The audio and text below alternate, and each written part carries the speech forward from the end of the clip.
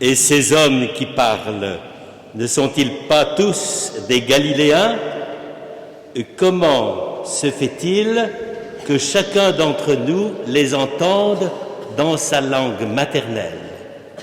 Tous, nous entendons proclamer dans nos langues les merveilles de Dieu. Frères et sœurs, je ne sais pas pourquoi, mais cette Pentecôte d'aujourd'hui, de 2021, a une certaine petite note de désillusion. En effet, nous venons de passer par des mois et des mois de confinement, de couvre-feu, de rabat-joie, d'incertitude, de ne pas savoir ce qui va se passer, etc. Et par conséquent, on se dit, oui, d'accord, c'est la Pentecôte, c'est le Saint-Esprit, tout devrait bien aller, mais tout ne va pas si bien, n'est-ce pas? Donc, on va pas se plaindre maintenant, on est au-delà de la plainte, n'est-ce pas? Mais on va quand même remarquer que fêter la Pentecôte et la joie et l'allégresse du don de l'Esprit, ça va pas tout seul. Et c'est vrai que c'est comme ça. C'est que l'humanité ne vit pas toujours à 200 à l'heure et que notre propre humanité, individuelle ou collective ou nationale ou tout ce que vous voudrez, eh bien de temps en temps, elle a du mal à affronter le réel tel qu'il est. Alors évidemment, nous lisons toujours ce récit de la Pentecôte comme le fait qu'il faudrait dépasser la difficulté que pose la réalité. Il faudrait, si je puis dire, se doper un peu pour se dire non, mais finalement, tout va pas si mal et finalement on s'en sortira et il faut être optimiste et tout ça, enfin le discours habituel. Mais ça s'use et ça va des fois moins bien. Alors, qu'est-ce qu'on fête quand on fête la Pentecôte? Est-ce qu'on fête simplement, j'allais dire, l'attente du Saint-Esprit, une sorte de slogan qui serait « Avec l'Esprit Saint, mettez un tigre dans votre moteur spirituel s'entend », mais ou bien est-ce que c'est autre chose? Alors, je voudrais attirer simplement votre attention sur un petit détail, mais qui a une énorme importance. Le miracle de la Pentecôte n'est pas tout à fait celui qu'on croit. On dit habituellement, c'est un miracle de glossolalie. Voilà, ça c'est un mot grec qui veut dire, l'alène c'est tu causes, mais glosso dans la langue. Donc tout le monde, tu causes dans ta propre langue. Et on se comprend. Ça évidemment, c'est l'idéal, comme ça, plus personne n'entend les autres, puisque chacun parle sa propre langue, et ça va, on empêche les autres de se faire comprendre. Ça, c'est pas nécessairement la meilleure interprétation de ce miracle de la Pentecôte. Non, en fait, c'est une chose beaucoup plus simple, et pour laquelle je voudrais plaider ce matin. Quelle était la langue utilisée par les apôtres? Que chacun entende dans sa propre langue, c'est bien.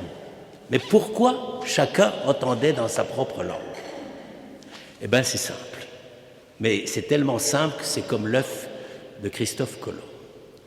Chacun entendrait sa propre langue parce que l'Esprit Saint parlait par eux, quoi? L'humain. La langue de la Pentecôte, c'est l'humain. La parole de la Pentecôte, c'est l'Esprit qui dit l'homme en tant qu'il est humain. Ça peut paraître banal et un peu une dérobade de dire ça, mais c'est pas une dérobade. C'est précisément parce que la parole des disciples ce jour-là a touché le fond même d'humanité de chacun de ceux qui étaient là. Et peut-être que, d'ailleurs, je ne sais pas, on peut toujours imaginer, on peut toujours rêver, peut-être d'ailleurs qu'on n'entendait pas la parole des apôtres. Peut-être que c'était simplement « soyez des hommes ». Et je crois que c'est ça le message de la Pentecôte. Soyez humains. Alors vous allez me dire, mais mon pauvre frère Daniel, vous démolissez la baraque, vous désespérez Billancourt. Précisément, nous prétendons avoir un langage surhumain. Nous avons des références divines. Le Saint-Esprit dit des choses divines. Oui, d'accord. Je ne nie pas, je ne veux pas avoir d'affaires avec l'Inquisition. Mais il faut bien reconnaître que ce que les apôtres ont dit ce jour-là, c'est tout simplement « Soyez des humains tels que Dieu et son Esprit vous donnent de l'être ». Et cette parole est infiniment précieuse. Et c'est peut-être ce que nous avons à recueillir de meilleur de cette fête d'aujourd'hui. Pourquoi ? Parce que l'espèce de tristesse qui envahit notre cœur aujourd'hui et qui est réelle, c'est que nous avons petit à petit l'impression que dans nos sociétés occidentales s'installe la place de l'inhumain. Je ne sais pas si vous avez remarqué ça, mais de fait, il y a quelque chose d'inhumain qui nous assaille sans arrêt. Je prends par exemple ce fait dramatique, criminel, d'un gamin de 14 ans et qui tue une jeune fille de sa cité simplement parce qu'elle lui dit qu'il faut respecter sa jeune sœur et qu'il la tue d'un coup de couteau, net, parfait. C'est curieux, c'est pour nous la première réaction, c'est pas possible. Même les parents l'ont dit, la famille l'a dit, c'était pas possible. L'inhumain, c'est l'inacceptable. C'est ce qu'on ne peut pas, d'une façon ou d'une autre, comprendre. C'est le moment même où un homme se déshumanise au point de ne plus avoir la possibilité d'une relation humaine avec l'autre. On perd, pour ainsi dire, la qualité d'humanité qui devrait nous faire frémir et nous rappeler presque instinctivement, car moi je crois personnellement que les commandements de Dieu, je ne sais pas si les moralistes seront d'accord avec moi, mais les commandements de Dieu sont presque instinctifs. Tu ne tueras pas. Tu ne tueras pas. Et quand on commence à transgresser cette réalité-là, il faut nécessairement qu'il y ait quelque chose de déshumanisé dans celui et qui, volontairement ou pas, prend le risque de tuer. Eh bien, précisément, c'est ça le défi. C'est ça le défi, c'est-à-dire que l'esprit de la Pentecôte nous dit « parlez l'humain » et nous avons l'impression qu'une sorte de pesanteur agit sur nos sociétés pour nous dire finalement l'inhumain devient monnaie courante dans notre vie et dans nos sociétés. Et ça, c'est terrible. Et on a l'impression, et c'est peut-être ça le plus difficile dans cette affaire, c'est que nous avons l'impression que l'inhumain l'emporte petit à petit, comme si c'était un cancer qui rongeait et qui grignote nos sociétés. Et nous inventons parfois des discours un peu dérisoires, des grandes propositions idéales, et en réalité, l'inhumain fait tranquillement son chemin. Alors vous allez me dire, mais qu'est-ce qu'on peut ? Est-ce que nous allons devenir des espèces de Savonaroles de la société qui dénoncent nos fautes, nos péchés, nos imperfections, etc., et de dire que nous méritons les châtiments de Dieu et que cette inhumanité qui serpente dans le cœur et dans la vie, le régime de notre société, que cette inhumanité, elle est là et qu'on n'y peut rien, et qu'il faut l'accepter et qu'il faut la subir. Eh bien, je crois que non. Je crois que nous n'avons pas le droit d'accepter que notre société se déshumanise. Et pour ça, il y a un petit préalable quand même. C'est qu'il faut arrêter de présenter le message chrétien comme celui d'une société idéale. Jésus n'est pas venu fonder une société idéale, sinon ça ferait 20 siècles qu'il a loupé son affaire. Précisément, quand il a envoyé l'Esprit Saint, c'est parce qu'il savait que ce n'était pas une société idéale. Il savait que c'était une société qui avait sa part d'inhumanité et qui avait sa manière d'être à certains moments cruelle. On en avait fait l'expérience dans le geste même de la mort du fondateur. Il a été crucifié par la condamnation injuste.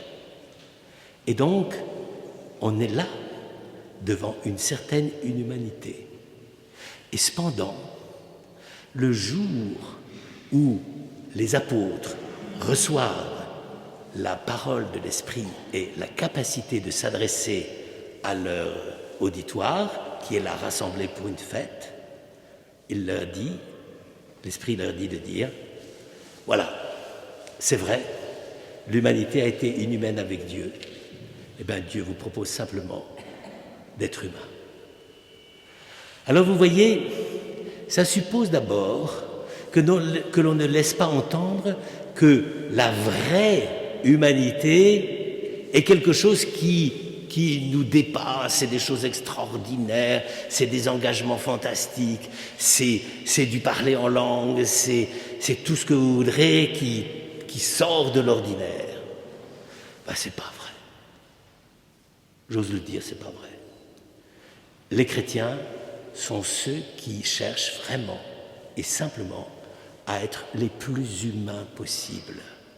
Pas humains par lâcheté, pas humains par complicité, pas humains par cette espèce de pseudo-miséricorde qui consiste à pardonner tout, même quand on vous tape dessus.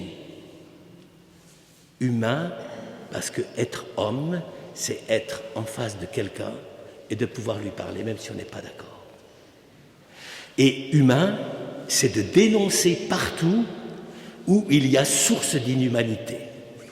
Et s'il faut le dénoncer, il faut dire qu'à certains moments, peut-être, il y a des comportements ou des attitudes ou des injonctions religieuses qui empêchent d'être humain. Il faut le dire. On ne peut pas rester indéfiniment sur une sorte d'ambiguïté, une sorte de naviguer, de se faufiler dans des espèces de concessions et qui consistent à dire oui, on n'a pas les codes. Pour être humain, on a les codes, précisément parce qu'on est né humain. Et par conséquent, on peut exiger, c'est pas même exiger les codes, c'est dire simplement à quelqu'un, il faut que tu retrouves ta véritable humanité. Tout ce qui sort de la vérité exigée pour être humain, tout cela doit absolument être marqué. On ne peut pas, on ne doit pas y échapper. C'est le devoir premier, fondamental, que nous avons les uns vis-à-vis des autres. Même si ça coûte la vie. C'est ce qu'on a vu avec l'histoire de Marjorie. Eh bien ça, frères et sœurs, ça demande énormément de courage. Et ça demande qu'on ne laisse pas caricaturer notre foi chrétienne et notre amour par ces espèces de slogans stupides, tout le monde il est beau, tout le monde il est gentil. C'est pas vrai. On peut tomber, on peut sombrer dans l'inhumanité, et il faut le dire. Et ça, c'est d'ailleurs quelque chose de très précieux pour nous-mêmes, parce que ça nous montre à ce moment-là que nous ne sommes pas au-dessus de la norme et au-dessus des points de référence. Alors, frères et sœurs, c'est peut-être une Pentecôte difficile que nous avons à vivre aujourd'hui. Et c'est peut-être à des moments où nous aurons à faire face à des moments d'inhumanité devant lesquels nous nous sentirons complètement démunis.